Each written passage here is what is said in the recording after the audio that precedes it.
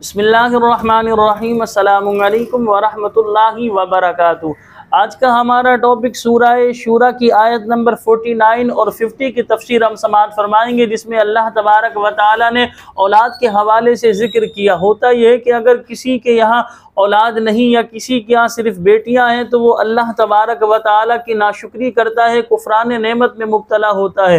तो लिहाजा अल्लाह तबारक व तआला ने इस हवाले से क्या इरशाद फरमाया, समाअत फरमाए। अल्लाह पाक फरमाता है लिल्लाहि मुल्कुस समावाति वल अर्द। अल्लाह पाक फरमाता है आसमानों और ज़मीन की सल्तनत अल्लाह ही के लिए है, या आसमानों ज़मीन का मालिक अल्लाह तबारक व तआला है। यख्लुक़ु मा यशा, वो जो चाहे पैदा करे, यानी अल्लाह ताला जो चाहता है वो पैदा करता है, क्योंकि वो खालिक व मालिक है, उसके किसी फेल पर एतराज़ नहीं किया जा सकता। यहबु लिमन यशाउ इनाथम व यहबु लिमन यशाउ ज़ुकूर।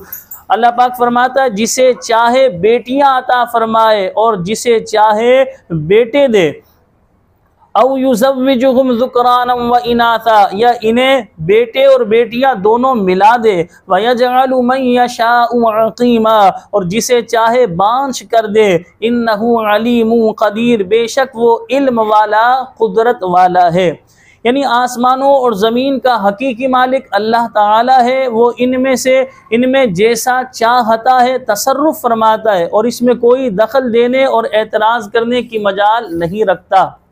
इमाम फ़खरुद्दीन राज़ी रहमतुल्लाहि तआला अलैह फरमाते, ये बयान फरमाने से मकसूद ये है कि कोई इंसान अपनी मिल्कियत में मौजूद जो है माल और इज़्ज़त व शोहरत की वजह से मगरूर ना हो, क्योंकि जब उसे इस बात का यकीन होगा कि हर चीज़ का मालिक अल्लाह ताला है और जो कुछ उसके हाथ में है ये इस पर अल्लाह ताला का इनाम है, तो इस सूरत में वो मज़ीद अल्लाह ताला की इबादत और उसकी फरमा बरदारी की तरफ माइल होगा। यानी हमारे पास जो है जितनी भी प्रॉपर्टी, जायदाद या कोई भी टैलेंट, कोई भी सलाहियत है, वो सब दिया हुआ अल्लाह तबारक व तआला का है। जब हम ये बातें सोचेंगे तो लिहाजा हम शुक्र की तरफ माइल होंगे और कभी भी अपने टैलेंट पर, सलाहियत पर, अपनी काबिलियत पर कोई गुरूर, तकब्बुर हरगिज़ नहीं करेंगे।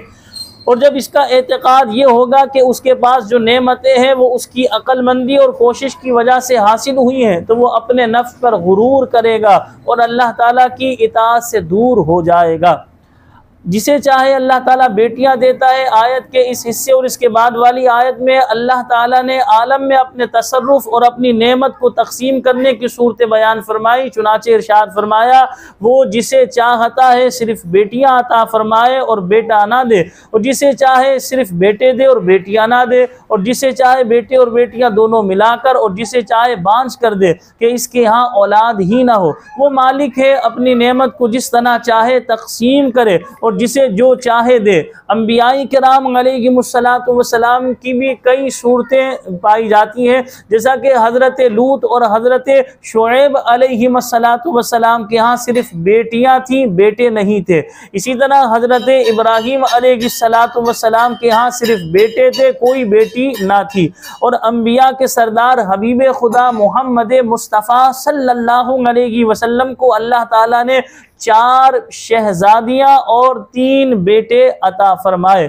इन आयात से मालूम हुआ कि किसी के यहाँ सिर्फ बेटे पैदा करने, किसी के यहाँ सिर्फ बेटियां पैदा करने और किसी के यहाँ बेटे और बेटियां दोनों पैदा करने का इख्तियार और कुदरत सिर्फ अल्लाह ताला के पास है। किसी औरत के बस में ये बात नहीं कि वो अपने यहाँ बेटा या बेटी जो चाहे पैदा कर ले। और जब ये बात रोशन दिन से भी ज़्यादा वाज़ेह है तो बेटी पैदा होने पर औरत को मशक़े सितम बनाना, ऐसे तना तना की अजियतें देना, बात पर जो है बात पर तानों के जो है नश्तर चुबोना, आए दिन जलील करते रहना, सिर्फ बेटियां पैदा होने पर उसे मनहूस समझना और तलाक दे देना, कत्ल तक की धमकियां देना, बल्कि बाज़ औक़ात कत्ल ही कर डालना, ये इस मजबूर और बेबस के साथ कहाँ का इंसाफ है। अफसोस हमारे आज के मुआशरे में मुसलमानों ने इस तर्ज़ अमल को अपनाया हुआ है जो दरअसल कुफ़ार का तरीका था, जिसे अल्लाह ताला ने जिक्र फरमाया कि कुफ़ार क्या जब बेटी होती है वो क्या करते, सुने आप। व इज़ा बुश्शिरा अहदुहुम बिल ऊँसा ज़ल्ल वजहुहु मुस्वद्दन व हुवा कज़ीम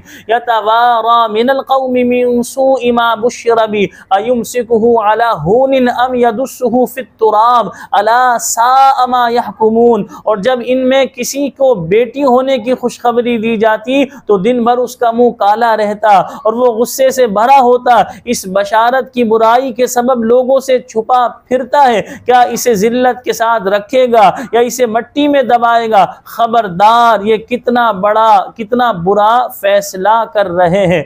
अफसोस, इस्लाम ने औरत को जिस आग से निकाला, आज के लोग उसे फिर से उसी आग में झोंक रहे हैं। इस्लाम ने कुफ्फार के छीने हुए जो हक औरत को वापस दिलाए, आज के मुसलमान वही हक छीनने में लगे हुए। इस्लाम ने औरत को जिल्लत और रुसवाई की चक्की से निकालकर मुआशरे में जो इज्जत और मकाम अता किया, आज के मुसलमान दोबारा उसे उसी चक्की में पिसने के लिए धकेल रहे हैं। और शायद इन्हीं बदअमलियों का नतीजा है कि आज इस्लाम के दुश्मन औरत के हुकूक की आड़ में मुसलमानों के इसी किरदार को दुनिया के सामने पेश करके दीन इस्लाम जैसे अमन के अलमबरदार मजहब को ही दहशतगर्द मजहब साबित करने पर तुले हुए हैं। अल्लाह ताला मुसलमानों को हिदायत अता फरमाए। अस्सलामु अलैकुम व रहमतुल्लाहि व बरकातुहू।